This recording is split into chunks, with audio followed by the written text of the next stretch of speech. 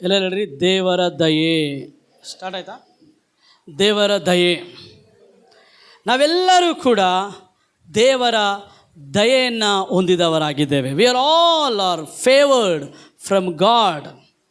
ನಾವೆಲ್ಲರಿಗೆ ದೇವರ ದಯೆ ಇದೆ. ಎಲ್ಲರೂ ಹೇಳ್ರಿ, ತಲೆ ಮೇಲೆ ಕೈ ಇಟ್ಟು ಹೇಳ್ರಿ, ನನ್ನ ಮೇಲೆ ದೇವರ ದಯೆ ಇದೆ. ಹಲ್ಲೆಲೂಯಾ. ನೋಡ್ರಿ, ನಾವು ಆದಿಕಾಂಡ 6ನೇ ಅಧ್ಯಾಯವನ್ನು ನಾವು ನೋಡುವುದಾದರೆ ಪ್ರಿಯರೇ, ಕೆಲವು ವಿಷಯಗಳ ಕುರಿತು ನಾನು ಹೇಳ್ತೇನೆ. ಆಮೇಲೆ ದೇವರ ದಯೆ ಕುರಿತು ನಾವು ಧ್ಯಾನ ಮಾಡಿಕೊಳ್ಳೋಣ ಪ್ರಿಯರೇ. ಆದಿಕಾಂಡ 6ನೇ ಅಧ್ಯಾಯ ಅದರ 8ನೇ ವಚನ ಹೇಳ್ತದೆ, ನೋಹನಿಗೆ ದೇವರ ದಯೆ ದೊರಕಿತು. ಯಾರಿಗೆ ಹೇಳ್ರಿ? ಯಾರಿಗೆ ದಯೆ ದೊರಕಿತು? ಯಾರ ದಯೆ? ದೇವರ ದಯೆ ದೊರಕಿತಂತೆ. ನೋಡ್ರಿ, ನೋಹನು ಇದ್ದ ಕಾಲ ಹೆಂಗಿತ್ತಂದರೆ, ಇಡೀ ಪ್ರಪಂಚ ಪಾಪದಲ್ಲಿ, ದುಷ್ಟತ್ವದಲ್ಲಿ ಅದು ತುಂಬಿಕೊಂಡಿದೆ ಪ್ರಿಯರೇ. ದೇವರು ಈ ಲೋಕವನ್ನು ನೋಡಿದಾಗ ಲೋಕ ಆತನ ದೃಷ್ಟಿಯಲ್ಲಿ ಬಹಳ ಕೆಟ್ಟದಾಗಿ ಕಂಡು ಬಂತು. ದೇವರು ಅಂದುಕೊಂಡಂತೆ, ಅಯ್ಯೋ, ಈ ಜನರನ್ನು ನಾನು ಉಂಟು ಮಾಡಿದ್ದಕ್ಕೆ ಪಶ್ಚಾತ್ತಾಪ ಪಡ್ತಾ ಇದ್ದೇನೆ ಅಂದುಕೊಂಡಂತೆ ದೇವರು. ಆದರೆ ಅಲ್ಲಿ ಒಬ್ಬ ವ್ಯಕ್ತಿ ಇದ್ದ, ಆತನ ಹೆಸರು ನೋಹನು. ಈ ನೋಹನು ದೇವರ ದೃಷ್ಟಿಯಲ್ಲಿ ನೀತಿವಂತನು, ದೇವರ ದೃಷ್ಟಿಯಲ್ಲಿ ಪರಿಶುದ್ಧನು, ಯಥಾರ್ಥವಂತನಾಗಿ ಕಂಡು ಬಂದಂತೆ ಪ್ರಿಯರೇ. ಆತನಿಗೆ ದೇವರ ದಯೆ ದೊರಕಿತು. ಎಲ್ಲ ಹೇಳ್ರಿ, ದೇವರ ದಯೆ ದೊರಕಿತು. ಆ ಕಾರಣ ನೋಹನ ನಿಮಿತ್ತ ಆತನ ಕುಟುಂಬ ನಾಶವಾಗದೆ ಆ ಜಲಪ್ರಳಯ ಪ್ರಿಯರೇ 40 ದಿನ ಹಗಲು 40 ದಿನ ಇರುಳು ಮಳೆ ಸುರಿತಂತೆ, ಹಗಲು ರಾತ್ರಿ ಮಳೆ ಸುರಿತಂತೆ. ಆ ಜಲಪ್ರಳಯದಿಂದ ದೇವರು ಇಡೀ ಮಾನವ ಕುಲವನ್ನು, ಈ ಭೂಲೋಕದಲ್ಲಿ ನೋಹನು ತೆಗೆದುಕೊಂಡು ಹೋದ ಪ್ರಾಣಿ ಪಕ್ಷಿಗಳು ಅವುಗಳನ್ನು ಬಿಟ್ಟು ಉಳಿದ ಎಲ್ಲ ಜೀವ ಜಂತುಗಳನ್ನು ಕೂಡ ದೇವರು ನಾಶ ಮಾಡಿಬಿಟ್ಟನಂತೆ ಪ್ರಿಯರೇ. ಆದರೆ ಒಂದು ಕುಟುಂಬ, ನೋಹನು, ಆತನ ಹೆಂಡತಿ, ಆತನ ಮಕ್ಕಳು ಮತ್ತು ಆತನ ಸೊಸೆಯರು ಮಾತ್ರ ನಾಶವಾಗಲಿಲ್ಲ. ಕಾರಣ ಅವರ ಮೇಲೆ ದೇವರ ದಯೆ ಇತ್ತು. ಹಲ್ಲೆಲೂಯಾ. ನಾನು ಹೇಳ್ತೇನೆ, ದೇವರ ದಯೆ ನಮ್ಮ ಮೇಲೆ ಇರುವುದಾದರೆ ಯಾವ ನಾಶನ ನಮ್ಮನ್ನು ಮುಟ್ಟಲಿಕ್ಕೆ ಸಾಧ್ಯವಿಲ್ಲ ಪ್ರಿಯರೇ. ದೇವರ ದಯೆ ನಿನ್ನ ಮೇಲೆ ಇರುವುದಾದರೆ, ನಿನ್ನ ಕುಟುಂಬದ ಮೇಲೆ ಇರುವುದಾದರೆ, ಯಾವುದೇ ನಾಶನ ನಿನ್ನನ್ನು ನಾಶ ಮಾಡಲು, ಕೆಡಿಸಲು ಸಾಧ್ಯವಿಲ್ಲ. ಯಾಕೆಂದರೆ ಆ ನಾಶನಕ್ಕಿಂತ ದೇವರ ದಯೆ ಉನ್ನತವಾದದ್ದು. ಹಲ್ಲೆಲೂಯಾ. ಚಪ್ಪಾಳೆ ತಟ್ಟಿ ನಾವು ದೇವರ ನಾಮಕ್ಕೆ ಮಹಿಮೆಯನ್ನು ಸಲ್ಲಿಸೋಣ. ಇನ್ನೊಂದು ವಚನ ನಾವು ನೋಡಿಕೊಳ್ಳುವುದಾದರೆ, ಅದೇ ಆದಿಕಾಂಡ 12ನೇ ಅಧ್ಯಾಯ 1ರಿಂದ 3ನೇ ವಚನ. ದೇವರೊಬ್ಬ ವ್ಯಕ್ತಿಯನ್ನು ಆರಿಸಿಕೊಳ್ಳುತ್ತಾನೆ. ಆತನ ಹೆಸರು ಅಬ್ರಹಾಮನು. ಇಡೀ ಲೋಕ ದೇವರು ನೋಡ್ತಾನೆ. ದೇವರೊಂದು ಅಂದುಕೊಳ್ತಾನೆ, ನಾನು ಒಂದು ಜನಾಂಗವನ್ನು ಎಬ್ಬಿಸಬೇಕು, ನನ್ನ ಸ್ವಕೀಯ ಜನರನ್ನಾಗಿ ನನ್ನ ಜನರನ್ನು ಮಾಡಿಕೊಳ್ಬೇಕಂತೇಳಿ ದೇವರೇನು ಮಾಡ್ತಾನೆ, ಒಂದು ದೇಶವನ್ನು ತನಗಾಗಿ ಆರಿಸಿಕೊಳ್ತಾನೆ. ಯಾರ ಮೂಲಕ ಗೊತ್ತಾ? ಅಬ್ರಹಾಮನ ಮೂಲಕ. ದೇವರು ಅಬ್ರಹಾಮನಿಗೆ ಹೇಳ್ತಾನೆ, ಅಬ್ರಹಾಮನೇ, ನೀನು ನಿನ್ನ ಸ್ವದೇಶವನ್ನು, ನಿನ್ನ ಬಂಧು ಬಳಗವನ್ನು ಎಲ್ಲವನ್ನು ಬಿಟ್ಟು ನಾನು ತೋರಿಸುವ ದೇಶಕ್ಕೆ ಹೋಗು. ದೇವರು ಅಬ್ರಹಾಮನನ್ನು ಕಾನಾನ್ ದೇಶ ಕೊಡುತ್ತೇನೆ ಎಂಬುದಾಗಿ ವಾಗ್ದಾನ ಮಾಡಿದನು ಪ್ರಿಯರೇ. ಅಬ್ರಹಾಮನಿಗೂ ದೇವರ ದಯೆ ದೊರಕಿತು ಪ್ರಿಯರೇ. ಅಬ್ರಹಾಮನು ಅನ್ಯನಾಗಿದ್ದನು. ಅಬ್ರಹಾಮನು ದೇವರನ್ನು ಅರಿಯದ ವ್ಯಕ್ತಿ ಆಗಿದ್ದನು. ಅಬ್ರಹಾಮನು ವಿಗ್ರಹಗಳನ್ನು ಮಾಡುವ ವ್ಯಕ್ತಿ ಆಗಿದ್ದನು. ಅಬ್ರಹಾಮನಿಗೆ ದೇವರಲ್ಲಿ ವಿಶ್ವಾಸವಾಗಲಿ ನಂಬಿಕೆ ಆಗಲಿ ಇರಲಿಲ್ಲ. ಆದರೆ ಯಾವಾಗ ಅಬ್ರಹಾಮನ ಜೀವಿತದಲ್ಲಿ ದೇವರ ದಯೆ ಬಂತೋ, ಅವನು ದೇವರ ಮೇಲೆ ನಂಬಿಕೆ ಇಟ್ಟನು ಪ್ರಿಯರೇ. ಅವನು ದೇವರ ಕಡೆಗೆ ತಿರುಗಿಕೊಂಡನು. ಈ ದಿನ ಅಬ್ರಹಾಮನ ಮೂಲಕ ನಾವೆಲ್ಲರೂ ಕೂಡ ದೇವರ ದೃಷ್ಟಿಯಲ್ಲಿ ನೀತಿವಂತರಾಗಿದ್ದೇವೆ. ಹಲ್ಲೆಲೂಯಾ. ಅಬ್ರಹಾಮನು ದೇವರ ದೃಷ್ಟಿಯಲ್ಲಿ ದಯೆಯನ್ನು ಹೊಂದಿಕೊಂಡ. ಆತನು ನಂಬಿಕೆಯ ಜೀವಿತ, ವಿಶ್ವಾಸದ ಜೀವಿತವನ್ನು ಜೀವಿಸಿದ. ಆ ಕಾರಣ ಈ ದಿನ ನಾವು ಕೂಡ ನಂಬಿಕೆಯಿಂದಲೇ ನೀತಿವಂತರಂತೇಳಿ ನಿರ್ಣಯಿಸಲ್ಪಟ್ಟಿದ್ದೇವೆ. Hallelujah, hallelujah. 3ನೇ ವ್ಯಕ್ತಿ ಪ್ರಿಯರೇ, ಆತನು ಮೋಶೆ. ವಿಮೋಚನ ಕಾಂಡ 33ನೇ ಅಧ್ಯಾಯ 12ನೇ ವಚನದಿಂದ 15ನೇ ವಚನದವರೆಗೆ ನಾವು ಓದಿಕೊಳ್ಳುವುದಾದರೆ ಪ್ರಿಯರೇ, ವಿಮೋಚನ ಕಾಂಡ 33ನೇ ಅಧ್ಯಾಯ 12ನೇ ವಚನದಿಂದ 17ನೇ ವಚನದವರೆಗೆ ಓದಿಕೊಳ್ಳುವುದಾದರೆ, ಮೋಶೆ ಅಲ್ಲಿ ಇಸ್ರಾಯೇಲರಿಗಾಗಿ ದೇವರನ್ನು ಬೇಡಿಕೊಳ್ತಾನೆ ಪ್ರಿಯರೇ. ಇಸ್ರಾಯೇಲರಿಗಾಗಿ ಬೇಡಿಕೊಳ್ತಾನೆ. ನಿಮಗೆ ಗೊತ್ತಾ ಮೋಶೆ ಏನು ಹೇಳ್ತಾನೆ ಗೊತ್ತಾ? ದೇವರೇ, ಈ ಜನರ ನಿಮಿತ್ತ ನನ್ನ ಹೆಸರನ್ನು ಜೀವ ಬಾಧ್ಯರ ಪಟ್ಟಿಯಲ್ಲಿ ತೆಗೆದಾಕ್ಬಿಡಪ್ಪ. ನನ್ನ ಹೆಸರು ಜೀವಿತರ ಪಟ್ಟಿಯಿಂದ ಏನು ಮಾಡಿಬಿಡು, ಅಳಿಸ್ಬಿಡು. ಆದರೆ ಈ ಜನರನ್ನು ನೀನು ಕಾಪಾಡಪ್ಪ ಅಂಥೇಳಿ ಜನರಿಗೆ ಮತ್ತು ದೇವರಿಗೆ ಆತನೊಬ್ಬ ಮಧ್ಯಸ್ಥಿಕನಾಗಿ as a mediator he pleaded before God for the people of Israel. ಇಸ್ರಾಯೇಲ್ ಜನರಿಗಾಗಿ ಆತನು ಮಧ್ಯಸ್ಥನಾಗಿ ದೇವರಿಗೆ ಜನರಿಗೆ ಮಧ್ಯಸ್ಥನಾಗಿ ದೇವರಿಗೆ ವಿಜ್ಞಾಪನೆ ಮಾಡಿಕೊಂಡು ಹೆಂಗೆ ಮಾಡ್ದಂತ, ದೇವರೇ ನನ್ನ ಹೆಸರು ತೆಗೆದಾಕ್ಬಿಡು, ಜೀವ ಬಾಧ್ಯರ ಪಟ್ಟಿಯಲ್ಲಿ ನನ್ನ ಹೆಸರು ತೆಗೆದಾಕ್ಬಿಡಪ್ಪ, ಆದರೆ ಈ ಜನರನ್ನು ನೀನು ಕಾಪಾಡು ಅಂತ ಹೇಳ್ತಾನೆ. ಆಮೇಲೆ ನೋಡ್ರಿ ಮುಂದುವರೆದು ಆತನು ಹೇಳ್ತಾನೆ 14ನೇ ಅಧ್ಯಾಯದಲ್ಲಿ 13ನೇ ವಚನ 33ನೇ ಅಧ್ಯಾಯ 13ನೇ ವಚನದಲ್ಲಿ ಪ್ರಿಯರೇ, ಮೋಶೆ ಎಂಥ ವ್ಯಕ್ತಿ ಅಂದರೆ ದೇವರೊಟ್ಟಿಗೆ ಆತನು ಮುಖಾಮುಖಿಯಾಗಿ ಮಾತಾಡ್ತಾ ಇದ್ದಾನೆ. 11ನೇ ವಚನ ಹೇಳ್ತದೆ, ಮನುಷ್ಯರೊಳಗೆ ಒಬ್ಬನು ತನ್ನ ಸ್ನೇಹಿತನೊಡನೆ ಹೇಗೆ ಮಾತಾಡುವನೋ ಹಾಗೆಯೇ ಯೆಹೋವನು ಮೋಶೆ ಸಂಗಡ ಮುಖಾಮುಖಿಯಾಗಿ ಮಾತಾಡ್ತಿದ್ದಾನಂತೆ ಪ್ರಿಯರೇ. As a friend he was talking to God. ಒಬ್ಬ ಸ್ನೇಹಿತನಾಗಿ ಮೋಶೆ ದೇವರೊಟ್ಟಿಗೆ ಮಾತಾಡ್ತಾ ಇದ್ದ. ಅದಕ್ಕೆ ಯೇಸು ಸ್ವಾಮಿ ಕೂಡ ಹೊಸ ಒಡಂಬಡಿಕೆಯಲ್ಲಿ ಹೇಳಿದ, ಇನ್ನು ನಾನು ನಿಮ್ಮನ್ನು ಆಳುಗಳಂತೇಳಿ ಕರೆಯೋದಿಲ್ಲ, ఇకను మీరు సేవకులు కాదు, మీరు దాసులు కాదు, మీరు నా స్నేహితులు. యేసు ಹೇಳಿದ, ಇನ್ನು ಮೇಲೆ ನಾನು ನಿಮ್ಮನ್ನು ಆಳುಗಳನ್ನೋದಿಲ್ಲ, ನೀವು ನನ್ನ ಸ್ನೇಹಿತರು. ದೇವರು ಮೋಶೆಯೊಟ್ಟಿಗೆ ಒಬ್ಬ ಸ್ನೇಹಿತನು ಯಾವ ರೀತಿ ಮಾತಾಡ್ತಾ ಇದ್ದಾನೋ ಆ ರೀತಿ ಮಾತಾಡ್ತಾ ಇದ್ದ ಪ್ರಿಯರೇ. ನಾವು ನಮ್ಮ ಸ್ನೇಹಿತರ ಹತ್ರ ಯಾವುದನ್ನು ಬಚ್ಚಿಡೋದಿಲ್ಲ, ಎಲ್ಲವನ್ನು ನಾವು ಬಹಿರಂಗಪಡಿಸ್ತೇವೆ ಪ್ರಿಯರೇ. ಅದೇ ರೀತಿ ದೇವರು ಕೂಡ ಆ ಸೀನಾಯಿ ಪರ್ವತದ ಮೇಲೆ ಬಂದಾಗ ಮೋಶೆಗೆ ಎಲ್ಲವನ್ನು ಆತನು ತಿಳಿಸ್ತಾ ಇದ್ದನು. ಮೋಶೆ ಕೂಡ ಎಲ್ಲವನ್ನು ದೇವರಿಗೆ ತಿಳಿಸ್ತಾ ಇದ್ದನು. ಆವಾಗ ಒಂದು ದಿನ ಮೋಶೆ ದೇವರಿಗೆ ಒಂದು ಮಾತು ಹೇಳ್ತಾನೆ. ಏನಂತ ಹೇಳ್ತಾನೆ ಗೊತ್ತಾ? ನೋಡ್ರಿ 14ನೇ ವಚನ 13ನೇ ವಚನ, ನನಗೆ ನಿನ್ನ ದಯೆ ದೊರಕಿದ್ದಾದರೆ ನಾನು ನಿನ್ನನ್ನು ಬಲ್ಲವನಾಗಿರುವಂತೆ ನಿನ್ನ ಮಾರ್ಗವನ್ನು ನನಗೆ ತೋರಿಸು, ಆಗ ನಿನ್ನ ದಯೆ ನನಗೆ ದೊರೆಯಿತೆಂದು ನನಗೆ ತಿಳಿದಿರುವುದು. ಈ ಜನವು ನಿನ್ನ ಪ್ರಜೆಯೆಂದು ಜ್ಞಾಪಕ ಮಾಡಿಕೊಂಡು ಅರಿಕೆ ಮಾಡಿದನು. ಭಾಳ ಇಂಪಾರ್ಟೆಂಟ್ ಪಾಯಿಂಟ್ ಹೇಳ್ತೀನಿ ಕೇಳ್ರಿ. ಯಾವ ಜನರಿಗೆ ದೇವರ ದಯೆ ಇರ್ತದೋ ಅವರು ದೇವರ ಮಾರ್ಗವನ್ನು ಅರಿತಾರೆ ಪ್ರಿಯರೇ. If you have a favour of God upon you, you will know the ways of God. Bible says he showed miracles to Israelites, but to Moses he shows his ways. ದೇವರು ಇಸ್ರಾಯೇಲರಿಗೆ ತನ್ನ ಕಾರ್ಯವನ್ನು ತೋರಿಸಿದ, ಆದರೆ ಮೋಶೆಗೆ ದೇವರು ತನ್ನ ಮಾರ್ಗವನ್ನು ತೋರಿಸಿದ ಪ್ರಿಯರೇ. ನೋಡ್ರಿ, ನಿಮಗೆ ಮಾರ್ಗ ಗೊತ್ತಿದ್ರೆ ಸಾಕ್ರಿ, ನೀವು ಸೇರಬೇಕಾದಂಥ ಒಂದು ದಡಕ್ಕೆ ನೀವು ಸೇರ್ತೀರಿ. ನಿಮಗೆ ಮಾರ್ಗ ಗೊತ್ತಿದ್ರೆ ಸಾಕು, ನೀವು ಹೊಂದಬೇಕಾದಂಥ ಸ್ಥಾನವನ್ನು ನೀವು ಹೊಂದಿಕೊಳ್ಳುತ್ತೀರಿ. ದೇವರು ಮೋಶೆಗೆ ಏನು ತೋರಿಸ್ತಂತೆ? ತನ್ನ ಮಾರ್ಗ. ಯಾಕೆ ಗೊತ್ತರಿ? ಮೋಶೆ ಮೇಲೆ ದೇವರ ದಯೆ. ಒಂದು ವೇಳೆ ನಿನ್ನ ಮೇಲೆ ದೇವರ ದಯೆ ಇದ್ದರೆ ದೇವರು ತನ್ನ ಮಾರ್ಗಗಳನ್ನು ನಿಮಗೆ ತೋರಿಸ್ತಾನೆ. ಮಾರ್ಗ ಅಂದರೆ ಸೋರ್ಸ್, ಸಂಪನ್ಮೂಲವನ್ನು ನೀವು ಹೊಂದಿಕೊಳ್ತೀರಿ. ಯೇಸು ಹೇಳಿದ, ನಾನೇ ಮಾರ್ಗ. Jesus said, I am the way. ಯೇಸ್ವಾಮಿ ಹೇಳಿ, ನಾನು ಅದ್ಭುತ ಅಂತ ಹೇಳಿಲ್ಲ ಯೇಸ್ವಾಮಿ, ನಾನು ಮಾರ್ಗ. ಇಸ್ರಾಯೇಲರಿಗೆ ದೇವರು ತನ್ನ ಕಾರ್ಯ ಅದ್ಭುತಗಳನ್ನು ತೋರಿಸ್ದ, ಆದರೆ ದೇವರು ಮೋಶೆಗೆ ತನ್ನ ಮಾರ್ಗವನ್ನು ತೋರಿಸಿದ್ದಾರೆ. Hallelujah, hallelujah. ಈ ದಿನ ನಾವು ದೇವರ ಮಾರ್ಗವನ್ನು ಕಾಣುವವರಾಗಿರಬೇಕು, ದೇವರ ಮಾರ್ಗದಲ್ಲಿ ನಾವು ನಡೆಯುವವರಾಗಿರಬೇಕು, ದೇವರ ಮಾರ್ಗಗಳನ್ನು ನಾವು ಆರಿಸಿಕೊಳ್ಳುವವರಾಗಿರಬೇಕು. ಅದಕ್ಕೆ ಏನು ಬೇಕು ಗೊತ್ತರಿ? ದೇವರ ದಯೆ. ಎಲ್ಲ ಹೇಳ್ರಿ, ದೇವರ ದಯೆ. ಹೇಳ್ರಿ, ದೇವರ ದಯೆ. ಹೇಳ್ರಿ, ದೇವರ ದಯೆ. Hallelujah, hallelujah. ದೇವರ ದಯೆ ನಿನ್ನ ಮೇಲೆ ಇರುವುದಾದರೆ ನೀನು ಮಾಡುವ ನಿರ್ಧಾರಗಳಲ್ಲಿ ಜ್ಞಾನ ತೋರಿಸಲ್ಪಡ್ತದೆ ರೀ. ದೇವರ ದಯೆ ನಿನ್ನ ಮೇಲೆ ಇರಬೇಕಾದ್ರೆ ನೀನು ಕೈ ಹಾಕುವ ಪ್ರತಿಯೊಂದು ಕೆಲಸದಲ್ಲಿ ಜನರು ಆಶ್ಚರ್ಯಚಕಿತರಾಗ್ತಾರೆ. ನಿನ್ನ ಮೇಲೆ ದೇವರ ದಯೆ ಇರುವುದಾದರೆ ನೀನು ಕೈ ಹಾಕುವ ಪ್ರತಿಯೊಂದು ಕೈ ಪ್ರಯಾಸವನ್ನು ದೇವರು ದ್ವಿಗುಣ ಮಾಡ್ತಾನೆ, ಗುಣಾಕಾರ ಮಾಡ್ತಾನೆ ರೀ. ದೇವರ ದಯೆ. ಐಗುಪ್ತ ದೇಶದಲ್ಲೆಲ್ಲ ಬರಗಾಲ ಬಂತಂತ್ರಿ. ಆದರೆ ಅಲ್ಲಿ ಬೈಬಲ್ ಹೇಳುತ್ತದೆ, ಈಸಾಕನು ಬೀಜವನ್ನು ಬಿತ್ತಿ 100ರಷ್ಟು ಕೊಯ್ದುಕೊಂಡನು. ಯಾಕೆ ಗೊತ್ತಾ? ಈಸಾಕನ ಮೇಲೆ ದೇವರ ದಯೆ ಇತ್ತು. ಹಲ್ಲೆಲೂಯಾ. ಮೋಶೆ ಮೇಲೆ ದೇವರ ದಯೆ ಇತ್ರಿ.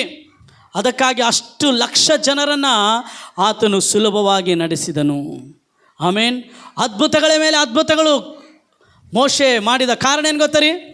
ದೇವರ ದಯೆ, ದೇವರ ದಯೆ. ಆದರೆ ದೇವರಿಗೆ ಸ್ತೋತ್ರ,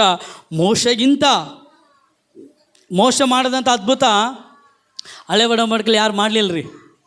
ಆದರೆ ಮೋಶೆ ಮಾಡಲಾರದಂಥ ಅದ್ಭುತಗಳನ್ನು ಕೂಡ ಯೇಸು ಸ್ವಾಮಿ ಮಾಡಿದನು. ಹಲ್ಲೆಲೂಯಾ. ಮೋಶೆ ಸತ್ತವರನ್ನ ಎಬ್ಬಿಸಲಿಲ್ಲ, ಆದರೆ ಯೇಸು ಸತ್ತವರನ್ನ ಎಬ್ಬಿಸಿದ್ದಾರೆ. ಮೋಶೆ ಯಾರನ್ನು ಕೂಡ ರಕ್ಷಿಸಲಿಕ್ಕೆ ಸಾಧ್ಯವಾಗಲಿಲ್ಲ, ಆದರೆ ಯೇಸು ಇಡೀ ಲೋಕವನ್ನು ರಕ್ಷಿಸಿದ. ಕಾರಣ ಏನು ಗೊತ್ತರಿ?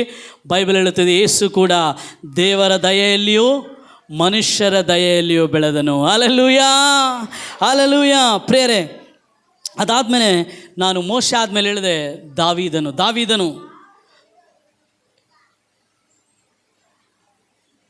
ದೇವರು ಇಸ್ರಾಯೇಲ್ ಜನರಿಗೆ ಮೊಟ್ಟ ಮೊದಲದ ಅರಸನಾಗಿ ಸೌಲನನ್ನು ಆರಿಸ್ಕೊಳ್ತಾನೆ. ಪ್ರಿಯರೇ ಕೇಳ್ರಿ, ಇಸ್ರಾಯೇಲರಿಗೆ, ಓಕೆನಾ? ಬೇರೆ ಬೇರೆ ದೇಶಗಳಿದ್ದು, ಯಹೂದ ದೇಶ ಇತ್ತು, ಐಗುಪ್ತ ದೇಶದ ಬೇರೆ ಬೇರೆ ದೇಶಗಳಿದ್ದು. ಆದರೆ ಇಸ್ರಾಯೇಲ್ ದೇಶಕ್ಕೆ ದೇವರು ಸೌಲನನ್ನು ಮೊಟ್ಟ ಮೊದಲ ರಾಜನಾಗಿ ಆರಿಸ್ಕೊಳ್ತಾನೆ. ಕೇಳ್ರಿ, ಆದರೆ ಯಾವಾಗ ಸೌಲನು ದೇವರ ದೃಷ್ಟಿಗೆ ಕೆಟ್ಟವನಾಗಿ ದುಷ್ಟನಾಗಿ ಕಂಡು ಬರ್ತಾನೋ, ದೇವರ ವಾಕ್ಯ ಹೇಳುತ್ತದೆ, ದೇವರು ಸೌಲನನ್ನು ತಳ್ಳಿ ದಾವೀದನನ್ನು ಆರಿಸಿಕೊಂಡಂತೆ. ಯಾರ್ರೀ ಹೇಳ್ರಿ ಯಾರು? ಯಾರು ಗೊತ್ತಾ? ಈ ದಾವೀದ ಕುರಿ ಕಾಯುವವನು. ಅಲ್ಲೂ ಯಾರ್ರೀ? ದಾವೀದ ಕುರಿ ಕಾಯುವವನು. ನೋಡ್ರಿ, ಕೀರ್ತನೆಗಳು ನಾವು ಓದೋಣ. ಕೀರ್ತನೆಗಳು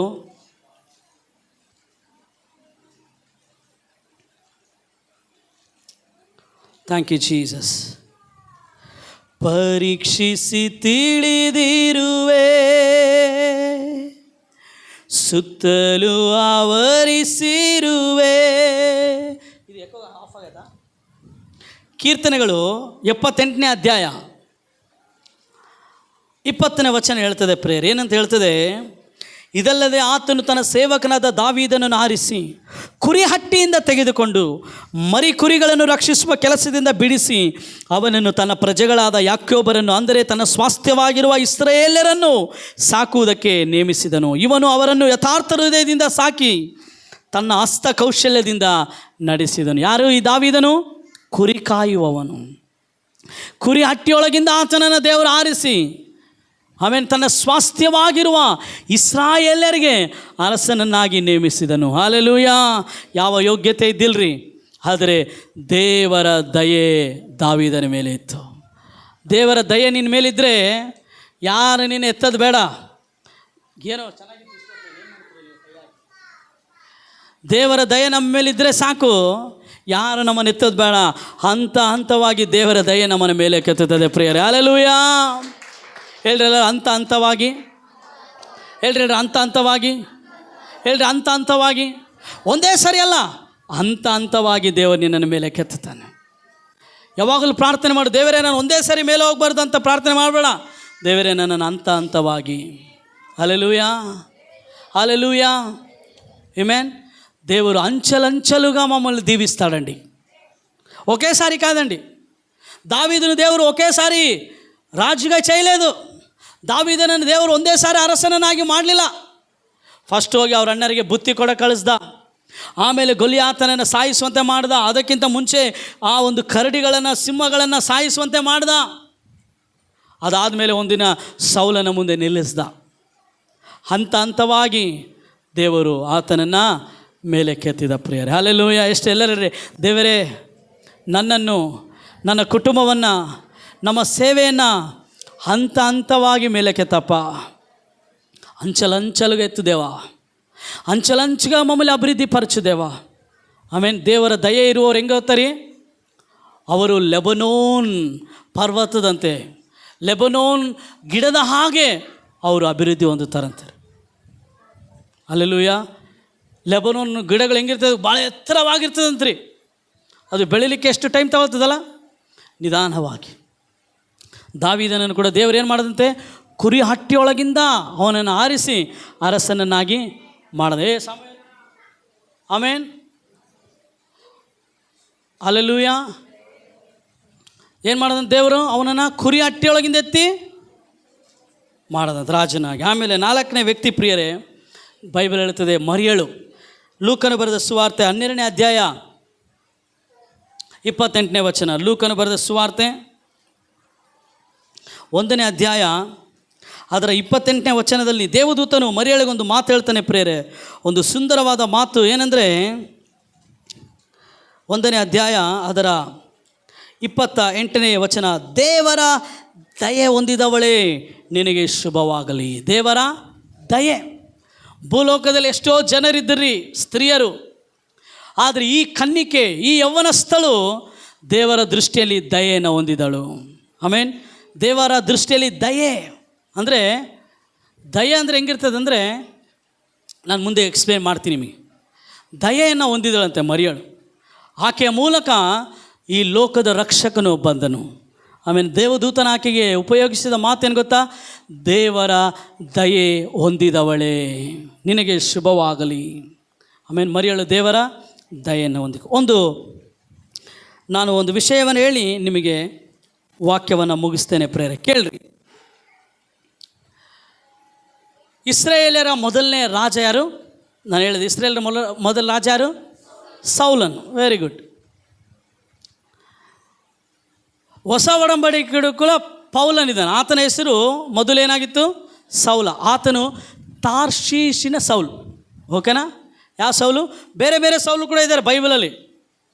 ಆದರೆ ತಾರ್ಷೀಷಿನ ಸೌಲನನ್ನು ದೇವರು ಮುಟ್ಟಿ ಪೌಲನನ್ನಾಗಿ ಮಾಡ್ದ. ಇವಾಗ ಇಸ್ರಾಯೇಲಲ್ಲಿ ಕೂಡ ಒಬ್ಬ ಸೌಲನಿದ್ದಾನೆ. ಆತನು ಇಸ್ರಾಯೇಲರ ಮೊದಲನೇ ರಾಜ. ಈ ಒಂದು ಸೌಲನ್ ಏನು ಮಾಡ್ತಾನೆ? ದೇವರಿಗೆ ವಿರುದ್ಧವಾಗಿ ಜೀವಿಸಿದ ಮೇಲೆ ದೇವರು ಅವನನ್ನು ತಳ್ಳಿ ದಾವೀದನನ್ನು ಅರಸನನ್ನಾಗಿ ಮಾಡ್ತಾನೆ. ಕೇಳ್ರಿ, ಅದಕ್ಕಿಂತ ಮುಂಚೆ ಈ ಸೌಲನ್ ಏನು ಮಾಡ್ತಾನೆ? ದಾವೀದನನ್ನು ಹೇಗಾದರೂ ಮಾಡಿ ಸಾಯಿಸ್ಬೇಕಂತೇಳಿ ಎಲ್ಲ ಪ್ರಯತ್ನಗಳನ್ನು ಮಾಡ್ತಾನೆ ಪ್ರೇಯರ್. ಏನು ಮಾಡ್ತಾನೆ? ಎಲ್ಲ ಪ್ರಯತ್ನ. ಆಗ ದಾವೀದ್ ಏನು ಮಾಡ್ತಾನೆ? ಆ ಪ್ರಾಂತ್ಯವನ್ನು ಬಿಟ್ಟು ಓಡಿ ಹೋಗಿಬಿಡ್ತಾನೆ ರೀ. ತಪ್ಪಿಸ್ಕೊಂಡು ಏನಾಗ್ಬಿಡ್ತಾನೆ? ಓಡಿ ಹೋಗ್ತಾನೆ. ಕೇಳ್ರಿ, ಆದರೆ ಸೌಲನನ್ನು ಸಾಯಿಸಲಿಕ್ಕೆ ಎಷ್ಟೋ ಅವಕಾಶಗಳು ದಾವೀದನಿಗೆ ದೊರಕಿದರೂ ದಾವೀದನ ಏನು ಹೇಳ್ತಾನೆ ಗೊತ್ತಾ? ದೇವರು ಅಭಿಷೇಕಿಸಿದ ಸೇವಕನ ಮೇಲೆ ನಾನೇನು ಮಾಡೋದಿಲ್ಲ? ಕೈಯನ್ನು ಎತ್ತೋದಿಲ್ಲ.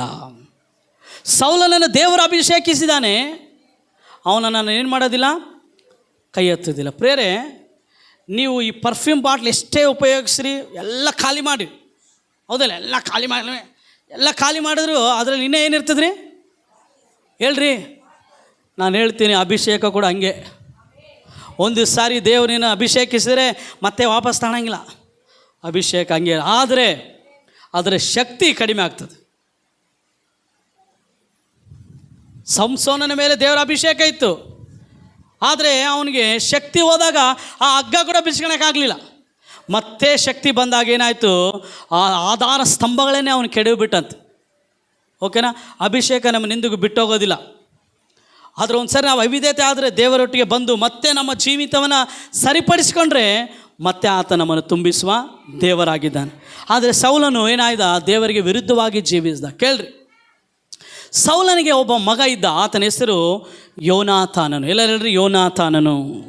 ಹೇಳ್ರಿ, ಯೋನಾತಾನನು. ಈ ಯೋನಾತಾನನು ದಾವೀದನು ಒಂದೇ ವಯಸ್ಸಿನವರು. ಆವಾಗ ಆ್ಯಕ್ಚುಲಿ ಇವಾಗ ಸೌಲ ಆದಮೇಲೆ ಸೌಲ ರಾಜ ಆದಮೇಲೆ ಯಾರಾಗಬೇಕು? ಅವ್ರ ಮಗ. ಯಾರು? ಅವ್ರ ಮಗ ಯೋನಾತಾನನು ರಾಜ ಆಗಬೇಕು. ಯಾರಿಗಾದರೂ ಆಸೆ ಇರ್ತಲ್ಲ ಇವಾಗ, ಹೌದಲ್ಲ? ಇವಾಗ ನಮ್ಮಪ್ಪ ರಾಜಪ್ಪ, ನೆಕ್ಸ್ಟ್ ಯಾರು ರಾಜ? ನಾನೇ. ಹಳೆ ಕಾಲದಲ್ಲೆಲ್ಲ ಹಿಂಗೆ ಇತ್ತು. ಅವರ ತಂದೆ ರಾಜ ಆದರೆ ಈತ ಯುವರಾಜ, ನೆಕ್ಸ್ಟ್ ಈತನೇ ರಾಜ. ಯೋನಾತಾನನು ಅಂದ್ಕೊಂಡಿರ್ಬೋದು ನಾನು ರಾಜ ಆಗ್ತೀನಿ ಅಂತೇಳಿ. ಆತನ ತಂದೆ ಕೂಡ ಸೌಲನ್ ಅಂದ್ಕೊಂಡಿರ್ಬೋದು, ಈಗ ನಾನು ರಾಜನಾದೆ, ನೆಕ್ಸ್ಟ್ ಯಾರು ರಾಜ? ನನ್ನ ಮಗ ಯೋನಾತಾನನ ರಾಜ ಆಗ್ತಾನೆ ಅಂತೇಳಿ ಅಂದ್ಕೊಂಡಿರ್ಬೋದು. ಆದರೆ ಪ್ರಿಯರೇ ಕೇಳ್ರಿ, ಯೋನಾತಾನನಿಗೆ ಅರಸನಾಗಲಿ ರಾಜನಾಗಲಿ ಆಗುವ ಆಸೆ ಇರಲಿಲ್ಲ. ಯಾಕೆ ಗೊತ್ತಾ? ಅವನು ದೇವರಿಗೆ ಭಯಪಡುವವನಾಗಿದ್ದ ಪ್ರಿಯರೇ. ಅವನು ತನ್ನ ಜೀವಿತದಲ್ಲಿ ದೇವರು ಏನು ಉದ್ದೇಶ ಇಟ್ಟಿದ್ದಾನೆ, ಏನು ಪ್ರಣಾಳಿಕೆ ಇಟ್ಟಿದ್ದಾನೆ ಅಂಥೇಳಿ ಅರಿತವನಾಗಿದ್ದನು. ನನ್ನ ಪ್ರಾರ್ಥನೆ ಏನು ಗೊತ್ತಾ ರೀ? ನಿಮ್ಮ ಜೀವಿತದಲ್ಲಿ ದೇವರು ನಿಮ್ಮನ್ನು ಏನಾಗಿಟ್ಟಿದ್ದಾನೋ, ನೀವು ಏನಾಗಬೇಕಂತೇಳಿ ಆತನು ಬಯಸ್ತಾನೋ ಅದನ್ನು ನೀವು ತಿಳಿದವರಾಗಿರ್ರಿ. ಆಗ ನೀವು ಸಮಾಧಾನದಲ್ಲಿ ಜೀವಿಸ್ತೀರಿ, ಕಳವಳದಲ್ಲಿ ಜೀವಿಸೋದಿಲ್ಲ. ಕೇಳ್ರಿ, ಇವಾಗ ಸೌಲನು ಹೆಂಗಾದರೂ ಮಾಡಿ ದಾವೀದನನ್ನು ಸಾಯಿಸ್ಬೇಕಂತೇಳಿದ್ದಾನೆ. ಇವಾಗ ಸೌಲನ ಮಗನಾದ ಯೋನಾತಾನನ ಏನು ಮಾಡ್ತಾನೆ, ದಾವೀದನನ್ನು ಅವರ ತಂದೆಯ ಕೈಯಿಂದ ಬಿಡಿಸ್ತಾನೆ. ಪ್ರಿಯರೇ, ಅವರ ತಂದೆಯ ಕೈಯಿಂದ ಎಲ್ಲ ಒಂದು ತಂದೆ ಅಟ್ಯಾಕ್ ಮಾಡುವ ವಿಷಯಗಳನ್ನೆಲ್ಲ ಯೋನಾತಾನನು ದಾವೀದನಿಗೆ ಹೇಳ್ತಾನೆ. ಆಮೇಲೆ ದಾವೀದನು ಯೋನಾತಾನನ ಒಂದು ನಿಬಂಧನೆ ಮಾಡ್ಕೊಳ್ತಾನೆ. They are the best friend in the ಬೈಬಲಲ್ಲಿ ಅವರು ಒಳ್ಳೆಯ ಸ್ನೇಹಿತರು. ಪ್ರಿಯರೇ, ಆಮೇಲೆ ಒಳ್ಳೆಯ ಸ್ನೇಹಿತರು. ಯೋನಾತಾನನು ಆತ ಮತ್ತು ಅವರ ಪ್ರಾಣ ಒಂದೇ ಆಗಿತ್ತಂತೇಳಿ ಬೈಬಲ್ ಹೇಳ್ತದೆ. ಪ್ರಿಯರೇ, ಅವರ ಪ್ರಾಣ ಒಂದೇ ಆಗಿತ್ತಂತೆ, ಅಷ್ಟು ಚೆನ್ನಾಗಿದ್ದರು. ಕೇಳ್ರಿ, ಇದಾದ ನಂತರ ಯೋನಾತಾನನು ಸಾಯ್ತಾನೆ, ಸೌಲನು ಕೂಡ ಸತ್ತು ಹೋಗ್ತಾನೆ. ಪ್ರಿಯರೇ, ಕೇಳ್ರಿ, ಇವಾಗ ಲೆಕ್ಕ ಪ್ರಕಾರ ಯಾರು ರಾಜ ಆಗಬೇಕಾಗಿತ್ತು? ಯೋನಾತಾನನ ಆಗಬೇಕು. ಆದರೆ ಯೋನಾತಾನನ ಇಲ್ಲ ಇವಾಗ. ಆದರೆ ಈಗ ದಾವೀದನು ರಾಜನಾಗಿದ್ದಾನೆ. ಏನಾಗಿದ್ದಾನೆ ದಾವೀದನ ಮಗ ಅಬ್ಷಲೋಮ ಅಂತಿದ್ದಾನೆ. ಯಾರು? ಕೇಳ್ರಿ, ಇವೆಲ್ಲ ವಾಕ್ಯ ತರಿಸಿ ಹೇಳ್ತಿಲ್ಲ, ಟೈಮ್ ಆಗ್ತದೆ ಅಂತೇಳಿ. ಅಬ್ಷಲೋಮ ಏನು ಮಾಡ್ತಾನೆ, ದಾವೀದನನ್ನೇ ಸಾಯಿಸ್ಲಿಕ್ಕೆ ಬರ್ತಾನೆ. ಯಾರನ್ನ ಸ್ವಂತ ಮಗ. ಆವಾಗ ದಾವೀದನು ಎಂಗೇದಿ ಎನ್ನುವಂಥ ಒಂದು ಮರುಭೂಮಿಯಲ್ಲಿ ಹಾದು ಹೋಗ್ತಾನೆ ರೀ. ಯಾವ ಮರುಭೂಮಿ ಹೇಳ್ರಿ? ಎಂಗೇದಿ. ಆ ಎಂಗೇದಿಯಲ್ಲಿ ಬರೀತಾನೆ, ಯೆಹೋವನು ನನಗೆ ಕುರುಬನು, ನಾನು ಕೊರತೆ ಪಡೆನು. ಆತನು ಹಸಿರು ಹುಲ್ಲುಗಾವಲುಗಳಲ್ಲಿ ನನ್ನನ್ನು ತಂಗಿಸುತ್ತಾನೆ, ವಿಶ್ರಾಂತಿಕರವಾದ ನೀರುಗಳ ಬಳಿಗೆ ನನ್ನನ್ನು ಬರಮಾಡುತ್ತಾನೆ. ನನ್ನ ಪ್ರಾಣವನ್ನು ಉಜ್ಜೀವಿಸ ಮಾಡಿ ತನ್ನ ಹೆಸರಿಗೆ ತಕ್ಕಂತೆ ನನ್ನನ್ನು ನೀತಿ ಮಾರ್ಗದಲ್ಲಿ ನನ್ನನ್ನು ನಡೆಸುತ್ತಾನೆ. ನಾನು ಕಾರಗತ್ತಲಿನ ಕಣಿವೆಯಲ್ಲಿ ನಡೆದರೂ ನಾನು ಕೇಡಿಗೆ ಹೆದರೇನು. ಎಲ್ಲ ಕೀರ್ತನೆಗಳನ್ನು ಬರೆದು ದಾವೀದನು ಹೇಳ್ತಾನೆ, ಶುಭೆಯು ಕೃಪೆಯು ನನ್ನ ಜೀವಮಾನದೆಲ್ಲ ನಾನು ಹಿಂಬಾಲಿಸ್ತದೆ, ನಾನು ಸದಾಕಾಲವು ಯೆಹೋವನ ಮಂದಿರದಲ್ಲಿ ವಾಸಿಸುವೆನು. ಸ್ವಂತ ಮಗ, ದಾವೀದನ ಸ್ವಂತ ಮಗ ತಂದೆಯನ್ನು ಸಾಯಿಸ್ಬೇಕಂತೇಳಿ ಬಂದಿದ್ದಾನೆ. ಈ ಟೈಮಲ್ಲಿ ಏನಾಗ್ತದೆ, ಎಲ್ಲದರಿಂದ ದೇವರು ದಾವೀದನನ್ನು ಬಿಡುಗಡೆ ಮಾಡ್ತಾನೆ. ಪ್ರಿಯರೇ, ಬಿಡುಗಡೆ ಮಾಡಿ ದಾವೀದನು ಯೋನಾತಾನನಿಗೆ ಒಂದು ಮಾತು ಕೊಟ್ಟಿರ್ತಾನೆ. ನೋಡಪ್ಪ, ನಾನು ನಿನ್ನ ಕುಟುಂಬದವರನ್ನು ಏನು ಮಾಡೋದಿಲ್ಲ, ನಾನು ನಿನ್ನ ಕುಟುಂಬವರನ್ನು ಸಂರಕ್ಷಿಸ್ತೇನೆ ಅಂತ ಹೇಳಿರ್ತಾನೆ. ಯಾವಾಗ ದಾವೀದನಿಗೆ ಎಲ್ಲ ಒಂದು ವಿಪತ್ತುಗಳು ಪರಿಹಾರವಾಯಿತೋ ಆವಾಗ ದಾವೀದನು ಒಬ್ಬ ವ್ಯಕ್ತಿಯನ್ನು ಕರೀತಾನೆ. ಇವಾಗ ಹೋಗೋಣ ನಾವು 2ನೇ ಸಮುವೇಲ 19ನೇ ಅಧ್ಯಾಯಕ್ಕೆ ನಮ್ಮ ಬೈಬಲನ್ನು ತಿರುಗಿಸೋಣ. 2ನೇ ಸಮುವೇಲ 19ನೇ ಅಧ್ಯಾಯ. 2ನೇ ಸಮುವೇಲ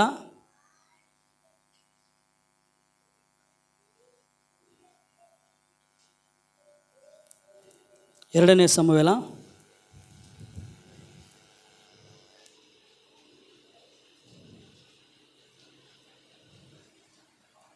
9ನೇ ಅಧ್ಯಾಯಕ್ಕೆ ತಿರುಗಿಸೋಣ. ಪ್ರಿಯರೇ, ನೀವಲ್ಲಿ ಒಂದು ಭಾಗವನ್ನು ಓದುವುದಾದರೆ ಅಲ್ಲಿ ಹೆಡ್ಡಿಂಗ್ ಹೇಳ್ತದೆ, ದಾವೀದನು ಯೋನಾತಾನನ ಮಗನಿಗೆ ದಯೆ ತೋರಿಸಿದ್ದು. ಯಾರಿಗೆ ಹೇಳ್ರಿ? ಯಾರಿಗೆ? ಯಾರ ಮಗನಿಗೆ? ಯೋನಾತಾನನು ದಾವೀದನಿಗೆ ಏನಾಗಿದ್ದ? ಸ್ನೇಹಿತ, ಫ್ರೆಂಡ್. ಯೋನಾತಾನ ಯಾರು? ಸೌಲನ ಮಗ. ಸೌಲ ಆದಮೇಲೆ ರಾಜ ಆಗಬಹುದಾಗಿತ್ತು ಯಾರಿಗೆ? ಯೋನಾತಾನ. ಆದರೆ ಯೋನಾತಾನ ದೇವರು ಆರಿಸ್ಕೊಳ್ಳಿಲ್ಲ, ದಾವೀದನನ್ನು ದೇವರು ಆರಿಸಿಕೊಂಡ. ಇವಾಗ ಯೋನಾತಾನನಿಗೆ ಒಬ್ಬ ಮಗ ಇದ್ದ, ಆತನ ಹೆಸರು ಮೆಫಿಬೋಶೆತ್ ಅಂತೇಳಿ. ಎಲ್ಲ ಹೇಳ್ರಿ? ಮೆಫಿಬೋಶೆತ್. ಓಕೆನಾ? ಇವಾಗ ದಾವೀದನೊಂದು ಮಾತು ಹೇಳ್ತಾನೆ. ಏನಂತ ಹೇಳ್ತಾನೆ? ಓದಿಕೊಳ್ಳೋಣ. 9ನೇ ಅಧ್ಯಾಯ 1ನೇ ವಚನದಿಂದ. ಒಂದು ದಿವಸ ದಾವೀದನು, ಸೌಲನ ಮನೆಯವರಲ್ಲಿ ಯಾರಾದರೂ ಉಳಿದಿರುತ್ತಾರೋ ನಾನು ಅವರಿಗೆ ಯೋನಾತಾನನ ಸಲುವಾಗಿ ದಯೆ ತೋರಿಸಬೇಕೆಂದಿರುತ್ತೇನೆ ಅನ್ನಲು, ಸೌಲನ ಮನೆಯಲ್ಲಿ ದಾಸನಾಗಿದ್ದ ಚೀಬನೆಂಬ ಒಬ್ಬ ಮನುಷ್ಯನನ್ನು ಕರೆಕೊಂಡು ಬಂದರು. ಅರಸನು ಅವನನ್ನು, ನೀನು ಚೀಬನೋ ಎಂದು ಕೇಳಲು, ಅವನು, ನಿನ್ನ ಸೇವಕನಾದ ನಾನು ಚೀಬನೆ ಎಂದು ಉತ್ತರ ಕೊಟ್ಟನು. ಅರಸನು ಅವನಿಗೆ, ಅಂದರೆ ಯಾರು? ದಾವೀದನು ಅವನಿಗೆ, ಸೌಲನ ಕುಟುಂಬದವರಲ್ಲಿ ಯಾರಾದರೂ ಉಳಿದಿದ್ದರೆ ಹೇಳು, ನಾನು ದೇವರನ್ನು ನೆನೆಸಿ ಅವರಿಗೆ ದಯೆ ತೋರಿಸುತ್ತೇನೆ ಅಂದನು. ಆಗ ಚೀಬನು ಅರಸನಿಗೆ, ಯೋನಾತಾನನಿಗೆ 2 ಕಾಲು ಕುಂಟಾದ ಒಬ್ಬ ಮಗನಿರುತ್ತಾನೆ ಎಂದು ಹೇಳಿದನು. ಅರಸನು ಎಲ್ಲಿರುತ್ತಾನೆ ಎಂದು ಅವನನ್ನು ಕೇಳಲು ಅವನು, ಲೋದೆಬಾರಿನಲ್ಲಿರುವ ಅಮ್ಮಿಯೇಲನ ಮಗನಾದ ಮಾಕೀರನ ಮನೆಯಲ್ಲಿ ಇರುತ್ತಾನೆ ಎಂದು ಉತ್ತರ ಕೊಟ್ಟನು. ಕೂಡಲೇ ಅರಸನು ದೂತರನ್ನು ಕಳಿಸಿ ಅವನನ್ನು ಲೋದೆಬಾರಿನಲ್ಲಿದ್ದ ಅಮ್ಮಿಯೇಲನ ಮಗನಾದ ಮಾಕೀರನ ಮನೆಯಿಂದ ಕರೆಸಿದನು. ಸೌಲನ ಮೊಮ್ಮಗನು, ಯಾರೀ ಈತ? ಸೌಲನ ಮೊಮ್ಮಗನು ಯೋನಾತಾನನ ಮಗನೂ ಆದ ಮೆಫಿಬೋಶೇತನು ಬಂದಾಗ ದಾವೀದನಿಗೆ ಸಾಷ್ಟಾಂಗ ನಮಸ್ಕಾರ ಮಾಡಿದನು. ದಾವೀದನು ಮೆಫಿಬೋಶೇತನೇ ಅನ್ನಲು ಅವನು, ನಿನ್ನ ಸೇವಕನಾದ ನಾನು ಇಲ್ಲಿದ್ದೇನೆ ಅಂದನು. ಆಗ ದಾವೀದನು ಅವನಿಗೆ, ಹೆದರಬೇಡ. ಕಾರಣ ಏನು ಗೊತ್ತಾ? ಕೇಳ್ರಿ, ಹೇಳ್ತೀನಿ. ಯಾರಾದರೂ ರಾಜನ ವಂಶದಲ್ಲಿ ಉಳಿದಿದ್ರೆ ಆ ಉಳಿದಿರುವ ರಾಜಶೇಷ, ಅಂದರೆ ಇವಾಗ ಯೋನಾತಾನನ ಮಗ ಮೆಫಿಬೋಶೆತ್ ಉಳಿದಿದ್ದಾನೆ. ಇವನಿಗೆ ಏನೈತೆ ಗೊತ್ತಾ? ಚಾನ್ಸ್ ಐತೆ ದಾವೀದನನ್ನು ಸಾಯಿಸಿ ಅವನು ರಾಜ ಆಗೋ ಸೈನ್ಸ್ ಐತೆ. ಆದರೆ ಇವನ ಬ್ಯಾಡ್ ಲಕ್ ಏನಂದರೆ ಇವನು ಕುಂಟ ಆಗಿಬಿಟ್ಟಿದ್ದ. 1 ಸಮುವೇಲ್ 4ನೇ ವಚನ ಹಾಕ್ರಿ. 1 ಸಮುವೇಲ್ ಚಾಪ್ಟರ್ 4 ವರ್ಸ್ 4 ಓದೋಣ ಎಲ್ಲರೂ. ಈ ವಾಕ್ಯ ಭಾಗ ಹಿಂಗೆ ಇಟ್ಕೊಳ್ರಿ. 1 ಸಮುವೇಲ 4:4 ಹೋದ್ರಿ. ಏನು ಹೇಳ್ತದೆ? ಅವರು ಜನರನ್ನು ಕಳುಹಿಸಿ, 2 ಸಮುವೇಲ 2 ಸಮುವೇಲ 4:4, 2 ಸಮುವೇಲ್ ಚಾಪ್ಟರ್ 4 ಏನು ಹೇಳ್ತದೆ ನೋಡೋಣ. ಸೌಲನ ಮಗನಾದ ಯೋನಾತಾನನಿಗೆ ಮೆಫಿಬೋಶೆತನೆಂಬ ಒಬ್ಬ ಕುಂಟ ಮಗನಿದ್ದನು. ಅವನು ಕುಂಟನಾದದ್ದು ಹೇಗೆಂದರೆ, ಏನಂತೆ? ಯೋನಾತಾನನ ಮಗ ಏನಾಗಿದ್ದ? ಕುಂಟ. ಅವನು ಕುಂಟನಾಗಿದ್ದಿದೆ ಹೇಗೆಂದರೆ, ಸೌಲ ಯೋನಾತಾನರು ಸತ್ತರೆಂಬ ವರ್ತಮಾನವು ಇಜ್ರೇಲಿನಿಂದ ಬಂದಾಗ 5 ವರ್ಷದವನಾಗಿದ್ದ ಅವನನ್ನು ಅವನ ದಾದಿಯು ತೆಗೆದುಕೊಂಡು ಅವಸರದಿಂದ ಓಡಿ ಹೋಗುವಾಗ ಅವನು ಬಿದ್ದು ಕುಂಟ ಆಗ್ಬಿಟ್ಟ. ಹೆಂಗೆ ಅವನು ಬಿದ್ದು ಅವನೇನಾಗ್ಬಿಟ್ಟ? ಮೇ ಬಿ ಅವನಿಗೆ ನಡೆಯಕ್ಕೆ ಬರೋದಿಲ್ಲ, 2 ಕಾಲು ಕುಂಟ ಆಗ್ಬಿಟ್ಟ. ಯಾಕೆ? ಇವ್ರನ್ನೆಲ್ಲ ಜನ ಸಾಯಿಸ್ಬೇಕಂತೇಳಿದ್ರು. ಇವ್ರು ಓಡಿ ಹೋಗ್ತಿರ್ಬೇಕಾದ್ರೆ ದಾದಿ ಅಂದರೆ ಏನು? ಅವನನ್ನು ನೋಡಿಕೊಳ್ಳುವವಳು, ಓಕೆನಾ, ಸೇವಕಳು. ಆಕೆ ಇವನು ಎತ್ಕೊಂಡಾಳೆ. ಇವ್ನು 5 ವರ್ಷದ ಮಗ ಹೆಂಗೆ ಓಡ್ತಾಯಿದ್ರೆ ಗೊತ್ತಿಲ್ಲ, ಬಿದ್ದುಬಿಟ್ಟ. ಅವನು ಬಿದ್ದು ಏನಾಗ್ಬಿಟ್ಟ? ಕುಂಟನಾಗ್ಬಿಟ್ಟ. ಇವಾಗ ಈ ಮೆಫಿಬೋಶೆತ್ ಕುಂಟ, ಯೋನಾತಾನ ಇವ್ರ ತಂದೆ, ಸೌಲ ಇವ್ರ ತಾತ. ದಾವೀದ ಹೇಳ್ತಾನೆ, ಏನಂತ ಹೇಳ್ತಾನೆ? ಮೊದಲನೇ ಮಾತು ಹೇಳ್ತಾನೆ. ನಾನು ಹೋದ್ರಿ ಮಾತನ 2ನೇ ವಚನ, 2 ಸಮುವೇಲ 9ನೇ ಅಧ್ಯಾಯ 1ನೇ ವಚನ ಹೇಳ್ತದೆ, ದಾವೀದನು ಸೌಲನ ಮನೆಯವರಲ್ಲಿ ಯಾರಾದರೂ ಉಳಿದಿರುತ್ತಾರೋ ನಾನು ಅವರಿಗೆ ಯೋನಾತಾನನ ಸಲುವಾಗಿ. ಯಾರ ಸಲುವಾಗಿ ಅಂತ ಹೇಳ್ತಾನೆ? ಕಮಾನ್ ಹೇಳ್ರಿ, ಯಾರ ಸಲುವಾಗಿ ಹೇಳ್ತಾನೆ? For the sake of Jonathan I will show favour to the house of Saul. ಸೌಲನ ಮನೆಗೆ ಯೋನಾತಾನನ ನಿಮಿತ್ತ ನಾನು ಏನು ತೋರಿಸ್ತೀನಿ? ದಯೆ ತೋರಿಸ್ತೀನಿ. ಹುಡುಕ್ತಾರೆ, ಯಾರಿಲ್ಲ, ಒಬ್ಬನೇ ಉಳಿದಾನೆ. ಯಾರು ಆತನು? ಮೆಫಿಬೋಶೆತ್. ಯಾರ ಮಗ ಈತ? ಯೋನಾತಾನನ ಮಗ. ಆಮೇಲೆ 2ನೇ ಮಾತು ದಾವೀದ ಏನು ಹೇಳ್ತಾನೆ ನೋಡ್ರಿ. ದಾವೀದನ ಏನು ಹೇಳ್ತಾನೆ?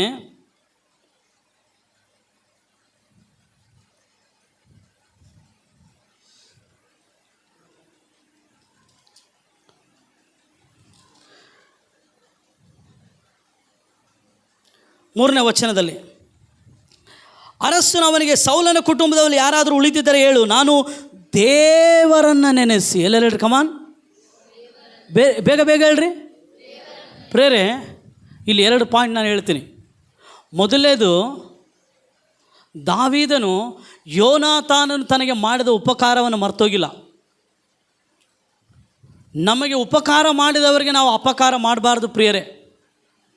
ದಾವೀದನು ತಿಳ್ಕೊಂಡ, ಯೋನಾತಾನನು ಅವತ್ತು ನನ್ನನ್ನು ಏನು ಮಾಡಿದ? ಅವರ ತಂದೆ ಕೈಯಿಂದ ಬದುಕಿಸ್ದ. ಇಲ್ಲಾಂದರೆ ನಾನು ಇವತ್ತು ಸಾಯಬೇಕಾಗಿತ್ತು. ಇಲ್ಲಾಂದರೆ ಯೋನಾತಾನನೇ ನನ್ನ ಸಾಯಿಸಿ ಅವನು ರಾಜನಾಗ್ಬೋದಾಗಿತ್ತು. ಆದರೆ ಯೋನಾತಾನ ನಂಗೆ ಮಾಡಲಿಲ್ಲ.